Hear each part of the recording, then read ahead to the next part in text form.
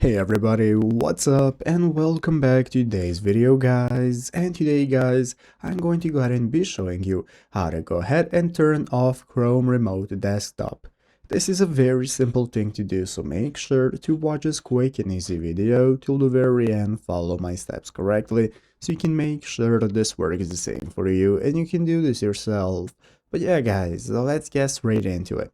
So the first thing we want to do is to go ahead and open up the official remote desktop website right here, remotedesktop.google.com if you have not already. So from here, we can get started with this main page. This is going to be the home page you're greeted by, from where we have all the options to get started with sharing our screen. So we have the access my computer button that's going to enable us to securely access your computer whenever you're away using your phone, tablet, or another computer, or to share your screen. So this is going to enable you to share your screen to collaborate in real time or connect with another computer to give or receive remote support. So here on this home page, you're going to have everything you need to get started. And once you go ahead and start and want to turn it off and you do not want to share your computer or your screen anymore, this is what we can do. So as you can see right here on the official support Google website, somebody already posted the same question on how to disable but not remove Chrome Remote Desktop. So how can we go ahead and do that? Here we have an answer by somebody who is an expert at Google. So you will need to uninstall the application if you want to stop Chrome Remote Desktop. However, if you have the technical skills and you don't need it for other purposes, you could disable UDP